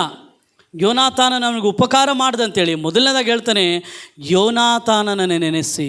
ನಾವು ನಿಜವಾಗಲೂ ದೇವರ ದಯೆಯನ್ನು ಹೊಂದಿ ಜೀವಿಸಿದರೆ ಪ್ರಿಯರೇ, ದೇವರ ದಯೆಯನ್ನು ಹೊಂದಿ ಜೀವಿಸಿದರೆ ನಮಗೆ ಉಪಕಾರ ಮಾಡಿದವರಿಗೆ ನಾವು ಅಪಕಾರ ಮಾಡೋದಿಲ್ಲ. ನಾವು ಕೂಡ ಅವರಿಗೆ ಉಪಕಾರವನ್ನೇ ಮಾಡ್ತೇವೆ. ಒಂದು ವೇಳೆ ನಮಗೆ ಅಪಕಾರ ಮಾಡಿದರೂ ನಾವು ಅವರಿಗೆ ಉಪಕಾರವನ್ನೇ ಮಾಡುತ್ತೇವೆ. ಯಾಕೆಂದರೆ ದೇವರ ದಯೆ ನಮ್ಮನ್ನು ಒಳ್ಳೆತನಕ್ಕೆ ನಡೆಸ್ತದಾಗಲಿ ಕೆಟ್ಟತನಕ್ಕೆ ನಡೆಸೋದಿಲ್ಲ. ದೇವರ ದಯೆ ನಮ್ಮನ್ನು ನೀತಿವಂತರನ್ನಾಗಿ ಸಜ್ಜರನ್ನಾಗಿ ಇಡುತ್ತದಾಗಲಿ ದುಷ್ಟರನ್ನಾಗಿ ಕಪಟತ್ವದಲ್ಲಿ ಕೆಟ್ಟತನದಲ್ಲಿ ಜೀವಿಸುವಂತೆ ನಮ್ಮನ್ನು ಮಾಡೋದಿಲ್ಲ ದೇವರ ದಯೆ. ಮೊದಲನೇದು ಹೇಳ್ದ ದಾವೀದ ಯೋನಾತನ ಸಲುವಾಗಿ. ಎರಡನೇದಾತ ಹೇಳ್ದ ದೇವರ ಸಲುವಾಗಿ, ದೇವರನ್ನು ನೆನೆಸಿ ಅವರಿಗೆ ದಯೆ ತೋರಿಸ್ತೇನೆ. ಪ್ರೇರೆ ಸಿಂಪಲ್. ಬೈಬಲ್ ಹೇಳುತ್ತದೆ 1 ಕೊರಿಂಥ 5:8 ತಿರುಗಿಸ್ಬೇಡ್ರಿ. ನಾವು ಪಾಪಿಗಳಾಗಿದ್ದಾಗಲೇ ಕ್ರಿಸ್ತನು ನಮಗೋಸ್ಕರ ತನ್ನ ಪ್ರಾಣವನ್ನು ಕೊಟ್ಟ. ನಾವು ಪಾಪಿಗಳಾಗಿದ್ದೀವಿ ರೀ. ನಾವು ಬೇರೆ ಪಾಪಿಗಳನ್ನು ನೋಡಿ ಏನು ಮಾಡ್ತೀವಿ, ಛೀ ಇವನು ಪಾಪಿ. ಇಲ್ಲ, ದೇವರು ನಮ್ಮನ್ನು ಹೆಂಗೆ ಪ್ರೀತಿಸಿದ್ನೋ, ದೇವರು ನಮ್ಮನ್ನು ಹೆಂಗೆ ಕ್ಷಮಿಸಿದ್ನೋ, ನಾವು ಅದರಂತೆ ಇನ್ನೊಬ್ಬರನ್ನ ಪ್ರೀತಿಸಿ ಕ್ಷಮಿಸುವವರಾಗಿರಬೇಕು ಪ್ರಿಯರೇ. ಅದು ದೇವರ ದಯೆಯನ್ನು ಹೊಂದಿದ ಮಕ್ಕಳ ಸ್ವಭಾವ. ಹಲ್ಲೆಲೂಯ. ಇವಾಗ ಕೇಳ್ರಿ, ಮುಂದೆ 7ನೇ ವಚನಕ್ಕೆ ಬರೋಣ. ಮೆಫಿಬೋಶೆತನು ಬಂದು ದಾವೀದನಿಗೆ ಏನು ಮಾಡ್ತಾನೆ ರೀ, ಸಾಷ್ಟಾಂಗ ನಮಸ್ಕಾರ ಮಾಡ್ತಾನೆ. ದಾವೀದನು ಮೆಫಿಬೋಶೆತನೇ ಅನ್ನಲು ಅವನು ನಿನ್ನ ಸೇವಕನಾದ ನಾನು ಇಲ್ಲಿದ್ದೇನೆ ಅಂದನು. ಇವಾಗ ಓದ್ತಾ ಇದ್ದೀನಿ 2ನೇ ಸಮುವೇಲ್ 9:7ನೇ ವಚನ. ಆಗ ದಾವೀದನು ಅವನಿಗೆ ಹೆದರಬೇಡ, ನಿನ್ನ ತಂದೆಯಾದ ಯೋನಾತನನ್ನು ನೆನೆಸಿ ನಿನಗೆ ದಯೆ ತೋರಿಸುತ್ತೇನೆ. ನಿನ್ನ ಅಜ್ಜನಾದ ಸೌಲನ ಭೂಮಿಯನ್ನೆಲ್ಲ ನಿನಗೆ ಹಿಂದಕ್ಕೆ ಕೊಡುತ್ತೇನೆ ಮತ್ತು ನೀನು ಪ್ರತಿದಿನ ನನ್ನ ಪಂಕ್ತಿಯಲ್ಲಿ ಊಟ ಮಾಡಬೇಕೆಂದು ಹೇಳಿದನು. ಮೆಫಿಬೋಶೆತನು ಇದನ್ನು ಕೇಳಿ ಅರಸನಿಗೆ ಸಾಷ್ಟಾಂಗ ನಮಸ್ಕಾರ ಮಾಡಿ, ಕೇಳ್ರಿ ಎಂಥ ಮಾತು ಹೇಳ್ತಾನೆ, ನೀನು ಸತ್ತ ನಾಯಂತಿರುವ, ಏನು 8ನೇ ವಚನದಲ್ಲಿ ಏನು ಹೇಳ್ತಾನೆ, ನೀನು ಸತ್ತ ನಾಯಂತಿರುವ ನನ್ನನ್ನು ಲಕ್ಷಿಸುವ ಹಾಗೆ ನಿನ್ನ ದಾಸನಾದ ನಾನು ಎಷ್ಟರವನು.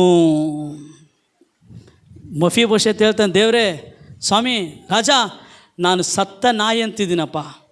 ಸತ್ತ ನಾಯಿನ ಏನು ಮಾಡ್ತಾರೆ ಹೇಳ್ರಿ, ಎಲ್ಲೋ ದೂರ ಹೋಗಿ ಬಿಸಾಕ್ತಾರೆ. ಯಾಕೆ? ವಾಸನೆ ಬರಬಾರ್ದು. ನಾಯಿ ವಾಸನೆ ಗೊತ್ತಲ್ಲ ನಿಮಗೆ. ಹೇಳ್ರಿ, ಒಂದು ವೇಳೆ ನಿಮ್ಮ ಮನೆ ಮುಂದೆ ನಾಯಿ ಸತ್ತರೆ ಹೆಂಗಿರ್ತದೆ? ಅಬ್ಬಾಬಾಬಾ ಚೆನ್ನಾಗಿದ್ದು ಬಿಡಪ್ಪ ಅಂತೀರಾ? ನನ್ನ ಮಗ ದರಿದ್ರದವನು ಯಾನು ಇಲ್ಲಿ ಬಿಸಾಕಿ ಹೋಗ್ಯಾನ ಅಂತೇಳಿ ಮತ್ತೆ ಯಾವುದೋ ಚೀಲ ಗೀಲ ತಗೊಂಡೋಗಿ ಮತ್ತೇನು ಮಾಡ್ತೀವಿ ಬೇರೆ ಕಡೆ. ಯಾಕೆಂದರೆ ಅಷ್ಟು ಹೊಲಸು ವಾಸನೆ. ಪ್ರೇಯರ್ ಇವಾಗ ತಿಳ್ಕೊಳ್ರಿ, ಮೆಫಿಬೋಶೆತನ ಜೀವಿತ ಅಷ್ಟು ವರಸ್ಟ್ ಕೆಟ್ಟದ್ದಾಗಿದೆ ಪ್ರಿಯರೇ. ನಾಯಿ ಜೀವಿತ ಅಂತೀವಲ್ಲ, ಹಂಗಿದೆ ಅವನ ಜೀವಿತ. ಯಾರ ಮಗ? ಸೌಲ. ಯಾರು? ಸೌಲನ ಮಗ. ಕೇಳ್ರಿ, ಇನ್ನೊಂದು ಪಾಯಿಂಟ್ ಹೇಳ್ತೀನಿ. ಚೀಬಾ ಎನ್ನುವಂಥ ಒಬ್ಬ ಸೇವಕ ಇದ್ದಲ್ಲ, ಈತನನ್ನು ದಾವೀದನು ಒಂದು ಸರಿ ಭೇಟಿಯಾಗಿ, ಚೀಬಾ, ನೀನು ಎಲ್ಲ ಸೌಲನ ಭೂಮಿ ಅವನದೆಲ್ಲ ನೀನೇ ನೋಡ್ಕೊ, ನೀನೇ ಮಾಡ್ಕೊ, ನಿನ್ನ ಮಕ್ಕಳು ತಿನ್ರಿ. ಅವನಿಗೆ ಸುಮಾರು 25 ಜನ ಎಷ್ಟೋ, ಚೀಬನಿಗೆ 15 ಮಂದಿ ಗಂಡು ಮಕ್ಕಳು, 20 ಮಂದಿ ಸೇವಕರಿದ್ದ. ಆತ ಕೊಟ್ಬಿಟ್ಟಿದಂತೆ ದಾವೀದು. ಅಂದರೆ ಸೌಲನ ಸೇವಕನಿಗೆ ಇಲ್ಲದಂಥ ಭಾಗ್ಯ ಕೂಡ ಸೌಲನ ಮೊಮ್ಮಗ ಯೋನಾತನ ಮಗನಾದ ಮೆಫಿಬೋಶೆತನಿಗೆ ಇರಲಿಲ್ಲ ರೀ. ಅಂಥ ದರಿದ್ರ ಸ್ಥಿತಿಯಲ್ಲಿ ಆತ ಇದ್ದ. ಆದರೆ ಪ್ರೇರೆ ಒಂದು ಬ್ಯೂಟಿಫುಲ್ ಸಂಗತಿ ಹೇಳ್ತೀನಿ ಕೇಳ್ರಿ. ದಾವೀದನು ಯೋನಾತಾನನ ಕುಟುಂಬವನ್ನು, ಸೌಲನ ಕುಟುಂಬವನ್ನು ಜ್ಞಾಪಕ ಮಾಡಿಕೊಂಡನು. ಹಲ್ಲೆಲೂಯ. ಹೇಳ್ರಿ ಏನು ಮಾಡಿಕೊಂಡ್ರಿ? ಹೇಳ್ರಿ ಏನು ಮಾಡಿಕೊಂಡ? ಹುಡುಕಿದ, ಯಾರದಾರಪ್ಪ ಸೌಲನ ಮನೆಯವ್ರು ಯಾರದಾರ? ಸಾಯಿಸಕ್ಕಲ್ಲ, ಅವರಿಗೆ ದಯೆ ತೋರಿಸ್ಲಿಕ್ಕೆ. ಹೇಳ್ರಿ, ಅವ್ರಿಗೇನು ತೋರಿಸ್ಲಿಕ್ಕೆ? ಒಬ್ಬ ವ್ಯಕ್ತಿ ಸಿಕ್ಕ. ಆತನ ಯಾರು? ಸೌಲನ ಮೊಮ್ಮಗ ಯೋನಾತನನ ಮಗ. ಇವನ ಯಪ್ಪ, ಮತ್ತೆ ಇವನು ನನ್ನ ಸಾಯಿಸಿ ಏನೋ ಕುತಂತ್ರ ಮಾಡಿ ಇವನು ರಾಜ ಆಗಿಬಿಟ್ರೆ ಹೆಂಗಂತೇಳಿ ದಾವೀದನು ಅವನ ಮೇಲೆ ಸೇಡು ಕಟ್ಟಿಕೊಳ್ಳಲಿಲ್ಲ, ಹೊಟ್ಟೆ ಕಿಚ್ಚು ಪಡಲಿಲ್ಲ, ಒಂದು ಷಡ್ಯಂತ್ರ ಮಾಡಲಿಲ್ಲ. ನಮಗೆ ಸ್ವಲ್ಪ ಜನಕ್ಕೆ ಚಾನ್ಸ್ ಸಿಕ್ಕರೆ ಕುಣಿ ತೊಡ್ಬಿಡ್ತಾರೆ ಅಲ್ಲ. ಇಲ್ಲ, ನಾವು ಷಡ್ಯಂತ್ರ ಮಾಡುವವರಲ್ಲ, ನಾವು ಕಾಲು ಎಳೆಯವರಲ್ಲ ಪ್ರಿಯರೇ. ನಾವು ಜನರನ್ನು ಮೇಲೆ ಕೆತ್ತುವವರು. We are not pullers, we are pushers. We will not bulldoze the lives of people, but we will build the lives of the people. ಜನರ ಜೀವಿತಗಳನ್ನು ನಾವು ಕೆಡಿಸುವವರಲ್ಲ, ಕಟ್ಟುವವರು. ಜನರ ಜೀವಿತಗಳನ್ನು ನಾವು ಕೆಳಗೆಳೆಯುವವರಲ್ಲ, ಮೇಲೆ ಕೆತ್ತುವವರು. ಯಾಕೆ? ನಮ್ಮ ಮೇಲೆ ದೇವರ ದಯೆ ಇದೆ. ದಾವೀದ ನೆನೆಸ್ಕೊಂಡಿರು, ನಾನು ಯಾವುದೋ ಕುರಿ ಕಾಯ್ತಾ ಇದ್ದೆ, ಯಾವುದೋ ಅಡವಿಯಲ್ಲಿದ್ದೆ, ನನ್ನನ್ನು ದೇವರು ಇವತ್ತು ಅರಸನನ್ನಾಗಿ ಮಾಡಿದ್ದಾನೆ, ನನ್ನ ಮೇಲೆ ದೇವರು ದಯೆ ಇಟ್ಟಿದ್ದಾನೆ. ಎಲ್ಲಿದ್ದಾರೆ ಸೌಲನ ಕುಟುಂಬದವರು? ಎಲ್ಲಿದ್ದಾರೆ? ಅವ್ರು ನನಗೆ ದ್ರೋಹ ಮಾಡಿರ್ಬೋದು, ಆದರೆ ಅವ್ರ ಮಗ ಯೋನಾತ ನನಗೇನು ಮಾಡಿದ್ದಾನೆ? ದಯೆ ತೋರಿಸಿದ್ದಾನೆ. ಕರೀರಿ. ಮೆಫಿಬೋಶೆತ ಬಾರ ಸಾರ್, ನಾನು ಕುಂಟ ಸಾರ್, ಏನು ಮಾಡೋಕ್ಕಾಗೋದಿಲ್ಲ. ಏನವನು ಅಷ್ಟು ಬಲಹೀನ, ಅಷ್ಟು ಕೆಟ್ಟ ಪರಿಸ್ಥಿತಿಯಲ್ಲಿದ್ದಾನೆ ಅವನು. Fit for nothing. ಅವನು ಯಾವುದಕ್ಕೆ ಕೆಲಸಕ್ಕೆ ಬರೋದಿಲ್ಲ. ಅಂಥವ್ನಿಗೆ ಏನು ಹೇಳ್ತಾನೆ ಗೊತ್ತಾ ರಾಜ? ನೀನು ಇವತ್ತಿನಿಂದ ರಾಜನ ಪಂಕ್ತಿಯಲ್ಲಿ ಕುಂತು ನೀನು ಊಟ ಮಾಡಬೇಕು. ಯಾರ ಪಂಕ್ತಿಯಲ್ಲಿ? ರಾಜನ ಪಂಕ್ತಿ. ಅಂದರೆ ರಾಜರು, ಅವರ ಕುಟುಂಬದವರು ಕೂತುಕೊಳ್ಳುವ ಪಂಕ್ತಿಯಲ್ಲಿ, ಸಾಲಿನಲ್ಲಿ ಕುಂತು ನೀನು ಊಟ ಮಾಡಬೇಕು. ಅಂದರೆ ಅರ್ಥ ಏನು ಗೊತ್ತಾ? ಇನ್ಮೇಲಿಂದ ಇವನು ಹೊರಗಿನವನಲ್ಲ, ಇವನು ಕೂಡ ರಾಜನ ಕುಟುಂಬಕ್ಕೆ ಸಂಬಂಧಪಟ್ಟವನು. ಹಲ್ಲೆಲೂಯಾ ಪ್ರಿಯರೇ, ಅಂಥ ದಯೆ ದಾವೀದನು ಮೆಫೀಬೋಶೆತಿಗೆ, ಯೋನಾತಾನನ ಮಗನಿಗೆ ತೋರಿಸಿದ. ಪ್ರತಿದಿನ ನೋಡ್ರಿ, ಬೈಬಲ್ ಹೇಳುತ್ತದೆ 9ನೇ ವಚನ, ಅನಂತರ ದಾವೀದನು ಸೌಲನ ಸೇವಕನಾದ ಚೀಬನನ್ನು ಕರೆದು ಅವನಿಗೆ, ನಿನ್ನ ಯಜಮಾನನಾದ ಸೌಲನಿಗೂ ಅವನ ಕುಟುಂಬದವರಿಗೂ ಇದ್ದದನ್ನೆಲ್ಲ ಅವನ ಮೊಮ್ಮಗನಿಗೆ ಕೊಟ್ಟಿರುತ್ತೇನೆ. ಏನಂತೆ? ಎಲ್ಲ ಆಸ್ತಿ ಪಾಸ್ತಿ ಅವನ ಎಲ್ಲವನ್ನ ತೆಗೆದು ಯಾರಿಗೆ ಕೊಟ್ಟಂತೆ? ಮತ್ತೆ ಇವನು ಯಾರೋ ಒಬ್ಬರು ಮನೆಯಲ್ಲಿದ್ದಾರೆ, ಲೆಬದೋ ಏನೋ ಅದು ಲೋದೆ ಬಾರಿನಲ್ಲಿ ಮಾಕೀರನ ಮನೆಯಲ್ಲಿದ್ದ, ಯಾರು ಮನೆಯಲ್ಲೋ ಇದ್ದ. ಅವನಿಗೆ ದಿಕ್ಕಿಲ್ಲ, ದೆಸೆ ಇಲ್ಲ, ಅವನು ಗುರುತಿಸ್ಬೇಕೆ ಕಳೆದೋಗ್ಬಿಟ್ಟಿತ್ತು. ಬಿಕಾರಿ ಆಗಿಬಿಟ್ಟಾನೆ ಮೆಫೀಬೋಶೆತ್. ಯಾರೋ ಒಬ್ಬರು ಮನೆಯಲ್ಲಿದ್ದಾನೆ. ಆತನನ್ನು ಕರ್ಕೊಂಡು ಬಂದು ಇವಾಗ ಏನು ಮಾಡ್ತಾನೆ ಗೊತ್ತಾ? ದಯೆ ತೋರಿಸಿ ದಾವೀದನು ಆತನನ್ನು ಉನ್ನತ ಸ್ಥಾನಕ್ಕೆ ಏರಿಸ್ತಾ ಇದ್ದಾನೆ ರೀ. ರಾಜನ ಪಂಕ್ತಿಯಲ್ಲಿ ಕೂತ್ಕೊಳ್ಳುವಂತೆ ಮಾಡ್ತಾ ಇದ್ದಾನೆ.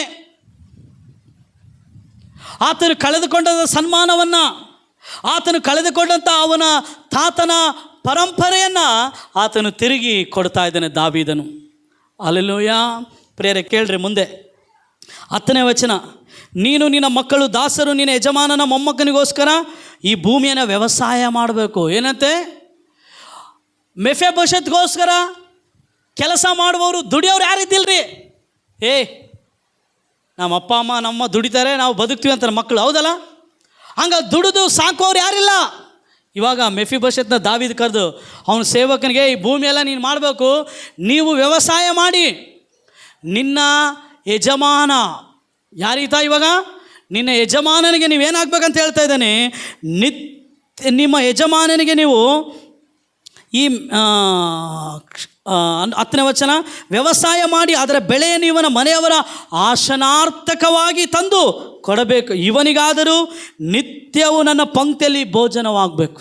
ಅಂದರೆ ಇವಾಗ ಮೆಫೀಬೋಶೆತ್ಗೋಸ್ಕರ ದುಡಿಯೋರೊಬ್ರು ಇದ್ದಾರೆ. ವ್ಯವಸಾಯ ಮಾಡಿ ಮೆಫೀಬೋಶೆತ್ಗೆ ತಂದು ಹಾಕುವವರನ್ನು ದಾವೀದನು ನೇಮಿಸಿದ. ಆದರೆ ಮೆಫೀಬೋಶೆತ್ ಎಲ್ಲಿ ಊಟ ಮಾಡೋ ಗೊತ್ತಾ? ದಿನ ರಾಜನ ಪಂಕ್ತಿಯಲ್ಲಿ ಊಟ ಮಾಡಬೇಕು. ಯಾರ ಪಂಕ್ತಿಯಲ್ಲಿ ರೀ? ಹೇಳ್ರಿ, ಯಾರ ಪಂಕ್ತಿಯಲ್ಲಿ? ರಾಜನ ಪಂಕ್ತಿ. ಆಮೇಲೆ 11ನೇ ವಚನ, ಚೀಬನು ಅರಸನಿಗೆ, ಒಡೆಯನೇ, ಅರಸನ ಅಪ್ಪಣೆಯಂತೆ ಸೇವಕನು ನಡೆಯುವನೆಂದು ಉತ್ತರ ಕೊಟ್ಟನು. ಈ ಪ್ರಕಾರ ಮೆಫೀಬೋಶೆತನು ರಾಜಪುತ್ರರಂತೆ ಅರಸನ ಪಂಕ್ತಿಯಲ್ಲಿ ಊಟ ಮಾಡುವವನಾದನು. ಅಲ್ಲಿಯವರೆಗೆ ಇದ್ದಿಲ್ಲ, ಇವಾಗ ಹೆಂಗೆ? ರಾಜಪುತ್ರರಂತೆ. ಎಲ್ಲ ಹೇಳ್ರಿ, ರಾಜಪುತ್ರರಂತೆ. ಏನಪ್ಪ? ರಾಜಪುತ್ರರಂತೆ. ಹೇಳ್ರಿ, ಜೋರಾಗಿ ಹೇಳ್ರಿ, ರಾಜಪುತ್ರರಂತೆ. ಇವತ್ತಿನ ತನಕ ಒಂದು ಬಿಕಾರಿ ಹೆಂಗೆ ಊಟ ಮಾಡ್ತಿದ್ದ, ಒಬ್ಬನ ಸೇವಕನ ಮನೆಯಲ್ಲಿದ್ದ. ಇವಾಗ ಹಂಗಿಲ್ಲ. ಇವನಿಗೋಸ್ಕರ ಕೆಲಸ ಮಾಡೋರು ಇದ್ದಾರೆ, ವ್ಯವಸಾಯ ಮಾಡೋರು ಇದ್ದಾರೆ. ಈತ ದಿನ ಇವಾಗ ರಾಜಪುತ್ರನಂತೆ ಊಟ ಮಾಡ್ತಾನೆ. ಹಲ್ಲೆಲೂಯಾ. ಇದು ದಯೆಯನ್ನು ಹೊಂದಿಕೊಂಡವರ ಸ್ಥಿತಿ. ಮುಂದೆ 13ನೇ ವಚನ ಹೇಳ್ತದೆ, ಅವನಿಗೆ ಮೀಕನೆಂಬನೊಬ್ಬ ಚಿಕ್ಕ ಮಗನಿದ್ದನು. ಚೀಬನ ಮನೆಯವರೆಲ್ಲರೂ ಅವನ ಸೇವಕರು. ಮೆಫೀಬೋಶೆತನು ಪ್ರತಿದಿನವೂ ರಾಜ ಪಂಕ್ತಿಯಲ್ಲಿ ಊಟ ಮಾಡುತ್ತಿದ್ದರಿಂದ ಅವನು ಯೆರೂಸಲೇಮಿನಲ್ಲೇ ವಾಸಿಸಿದನು. ಅವನ 2 ಕಾಲುಗಳು ಕುಂಟಾಗಿದ್ದವು. ಆಮೇಲೆ ಅವನ ಜೀವನ ಕಾಲ ಎಲ್ಲ ಎಲ್ಲಿದ್ದ ಗೊತ್ತರಿ? ಯೆರೂಸಲೇಮಿನಲ್ಲಿದ್ದ. ಒಂದು ಮಾತು ಬರೆಯಲ್ಪಟ್ಟಿದ್ದ ಪ್ರೇರೆ, ಇವಾಗ ಟೈಮ್ ಇಲ್ಲ ನನಗೆ ತೋರಿಸ್ಲಿಕ್ಕೆ, ನೀವು ಓದ್ರಿ ಮನೆಗೆ ಹೋದ್ಮೇಲೆ. ಇದೇ ಆ ಒಂದು 2ನೇ ಸಮಯದಲ್ಲಿ ದಾವೀದನು ಬರೋ ತನಕ ಈ ಯೋನಾತಾನ ಡಿಸೈಡ್ ಮಾಡ್ದಂತೆ, ನಾನು ನನ್ನ ಗಡ್ಡವನ್ನಾಗಲಿ ಮೀಸೆನಾಗಲಿ ಬೋಳಿಸೋದಿಲ್ಲ ಮತ್ತು ಹಾಕಿಕೊಂಡಿರೋ ಬಟ್ಟೆನೇ ತೆಗೆಯೋದಿಲ್ಲ ಅಂಥೇಳಿ ಹಂಗೆ ಇದ್ದಂತೆ ಪ್ರಿಯರವು. ನೋಡ್ರಿ, ಅದೊಂದು ವಾಕ್ಯ ತೋರಿಸ್ತೀನಿ. 16ನೇ ಅಧ್ಯಾಯ 4ನೇ ವಚನ ನಾನು ಕಳ್ತೀನಿ.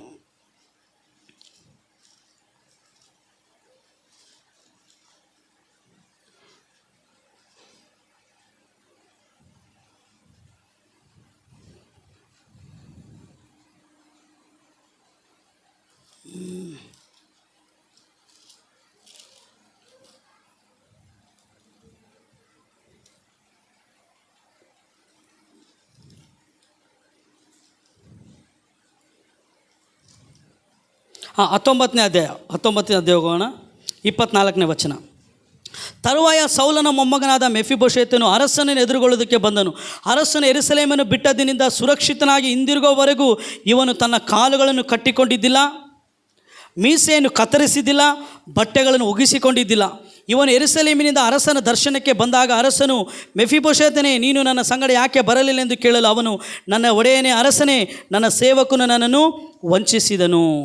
ಕೇಳ್ರಿ, ದಾವೀದನು ಮತ್ತೆ ತಿರುಗಿ ಯೆರೂಸಲೇಮಿಗೆ ಬರೋ ತನಕ ಇವನೇನು ಮಾಡಲಿಲ್ಲಂತೆ, ಮೀಸೆಯನ್ನು ಕತ್ತರಿಸಿಲ್ಲ, ಕಾಲುಗಳನ್ನು ಕಟ್ಟಿಕೊಂಡಿದ್ದ. ಅಂದರೆ ಹಂಗೆ ಕುಂಟಾಗಿದ್ದಂತ ಅವನು ಕಾಲುಗಳನ್ನು. ಅಂದರೆ ಇವಾಗ ಸ್ಟ್ರಕ್ಚರ್ ಇಟ್ಕೊಂಡು ನಡೀತಾರಲ್ಲ, ಕುಂಟ್ರು ನೋಡಿರಾ ಇಲ್ಲ, ಹಂಗ ಕೂಡ ನಡೀಲಿಲ್ಲ, ಹಂಗೆ ಇದ್ದಂತ ಅವನು. ಆಮೇಲೆ ಬಟ್ಟೆಗಳನ್ನು ಕೂಡ ಒಗಿಸ್ಕೊಂಡಿದ್ದಿಲ್ಲಂತ.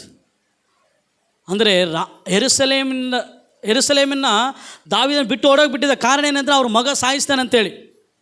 ಇವನೇನು ಮಾಡಿದ ಗೊತ್ತಾ, ಅರಸನು ಬರೋವರೆಗೆ ನಾನು ಓಡಾಡೋಂಗಿಲ್ಲ, ನಾನು ಬಟ್ಟೆ ಒಗಿಸ್ಕೊಳಂಗಿಲ್ಲ, ಮೀಸೆ ಬೋಳಿಸೋದಿಲ್ಲ ಅಂತೇಳಿದ್ದ. ಇಂಥವನಿಗೆ ದಯೆ ದೊರಕಿತ್ರಿ.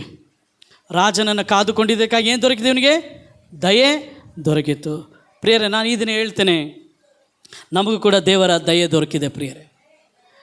ಆಮೇಲೆ ಯೇಸು ಕ್ರಿಸ್ತನ ಮೂಲಕ ನಾವು ತಂದೆಯಾದ ದೇವರಿಂದ ದೇವರ ದಯೆಯನ್ನು ಹೊಂದಿಕೊಂಡಿದ್ದೇವೆ.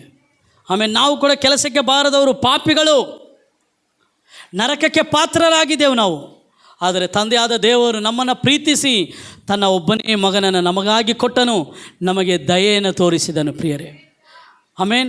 V are favoured from God. ನಮಗೆ ದೇವರ ದಯೆ ದೊರಕೈತ್ರಿ. ಯಾರ ದಯೆ ನಮಗೆ ಬೇಕಿಗಿಲ್ರಿ? ಹೌದಲ್ಲ? ಸ್ವಲ್ಪ ಜನ ಹೇಳಿದೆ, ನಾವು ಯಾರು ಋಣದಲ್ಲಿಲ್ಲಪ್ಪ.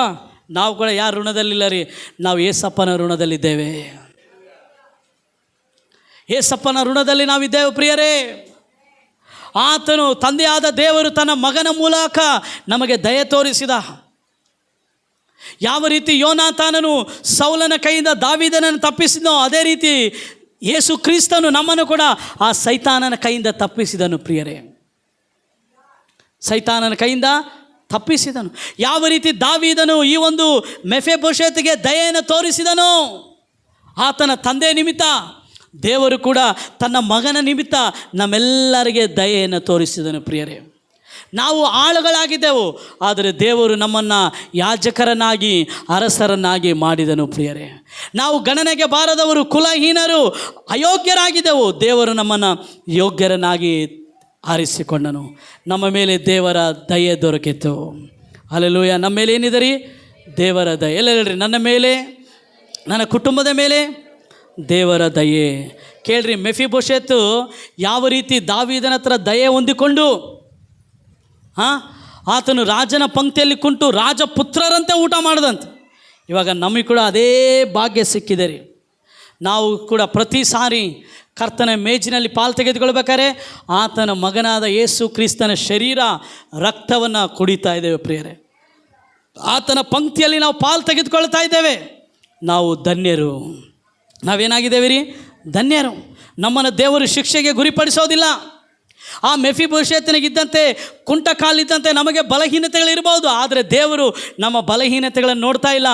ಆತನು ನಮಗೆ ಯೋನಾತನನು ಯಾವ ರೀತಿ ಯೋನಾತನನ್ನು ನೆನೆಸಿ ದಾವೀದನು ಮೆಫಿಬೋಶೆತನಿಗೆ ದಯೆಯನ್ನು ತೋರಿಸಿದನು. ದೇವರು ನಮ್ಮ ಬಲಹೀನತೆ, ನಮ್ಮ ಪಾಪಗಳನ್ನು ನೋಡ್ತಾ ಇಲ್ಲ, ಆತನ ಮಗನ ರಕ್ತವನ್ನು ನೋಡಿ ನಮಗೆ ದಯೆ ತೋರಿಸ್ತಾ ಇದ್ದಾನೆ ಪ್ರಿಯರೇ. ನಮಗೆ ರಕ್ಷಣೆಯನ್ನು ಕೊಡ್ತಾ ಇದ್ದಾನೆ. ನಾವು ದಯೆ ಹೊಂದಿದವರು. ನಾವು ತಿರಸ್ಕರಿಸಲ್ಪಟ್ಟವರಲ್ಲ, ನಾವು ದಯೆ ಹೊಂದಿದವರು. ನಮ್ಮನ್ನು ಯಾರು ಗುರುತಿಸೋದಿಲ್ವೋ ಭಯಪಡಬೇಡ್ರಿ, ದೇವರು ನಮ್ಮನ್ನು ಗುರುತಿಸ್ತಾನೆ. ಯಾಕೆಂದರೆ ದೇವರ ದಯೆ ನಮ್ಮ ಮೇಲೆ ಇದೆ. ಹಲ್ಲೆಲೂಯಾ. ಲೋಕದ ಜನರು ಮುಖ ನೋಡಿ ಪ್ರೀತಿಸ್ತಾರ್ರಿ, ಆದರೆ ನಮ್ಮ ಯೇಸು ನಮ್ಮ ಹೃದಯವನ್ನು ನೋಡಿ ಪ್ರೀತಿಸುವ ದೇವರು. Hallelujah, hallelujah. ಜನ ನಮ್ಮ ಹತ್ರ ಹಣ ಇದ್ದಾಗ ಬರ್ತಾರ್ರಿ, ನಮ್ಮ ಹತ್ರ ಚೆನ್ನಾಗಿದ್ದರೆ ಬರ್ತಾರೆ, ಇಲ್ಲಾಂದರೆ ಇಲ್ಲ ರೀ. ಆದರೆ ಯೇಸು ನಮ್ಮ ಹೃದಯವನ್ನು ನೋಡಿ ಪ್ರೀತಿಸುವ ದೇವರು. ಕಣ್ಣುಗಳ ಮುಚ್ಚಿ ಪ್ರಾರ್ಥನೆ ಮಾಡೋಣ. ದೇವಾ, ನಿನ್ನ ವಾಕ್ಯದ ಮೂಲಕ ನಮ್ಮೊಟ್ಟಿಗೆ ಮಾತಾಡೋದಕ್ಕಾಗಿ ಸ್ತೋತ್ರ. ನಿನ್ನ ದಯೆಗೆ ಪಾತ್ರರನ್ನಾಗಿ ನಮ್ಮನ್ನು ಮಾಡಿದಕ್ಕಾಗಿ ಸ್ತೋತ್ರ. ಅಪ್ಪ, ನಿನ್ನ ದಯೆಗೆ ನಾವು ಅಪಾತ್ರರಾಗಿದ್ದೇವಪ್ಪ, ಆದರೆ ನಿನ್ನ ಮಗನಾದ ಯೇಸು ಕ್ರಿಸ್ತನ ಮೂಲಕ ನಮ್ಮನ್ನು ಪಾತ್ರರನ್ನಾಗಿ ಮಾಡಿದಕ್ಕಾಗಿ ಸ್ತೋತ್ರ. ಮೆಫಿಬೋಶೆತನಾಗೆ ನಾವು ಅಪವಿತ್ರರಾಗಿದ್ದೆವು, ನಾವು ಅಪಾತ್ರರಾಗಿದ್ದೆವು ಕರ್ತನೇ ಸ್ವಾಮಿ. ಅಪ್ಪ, ನೀನು ದಾವೀದನನ್ನು ಕರೆಸಿ ಮೆಫಿಬೋಶೆತನಿಗೆ ದಯೆ ತೋರಿಸಿದೆ, ಅದಕ್ಕಾಗಿ ಸ್ತೋತ್ರ. ಈ ದಿನ ನಿನ್ನ ದಯೆ ನಮ್ಮ ಮೇಲೆ ಇರಲಿ, ನಮ್ಮ ಕುಟುಂಬದ ಮೇಲೆ ಇರಲಿ. ಮಹಿಮೆ ಘನತೆ ನಿನಗೆ ಯೇಸುವಿನ ನಾಮದಲ್ಲಿ ಪ್ರಾರ್ಥಿಸ್ತೇವೆ ತಂದೆ. ಆಮೇನ್. ಎಲ್ಲರೂ ಸೇರೋಣ ಆಮೇನ್.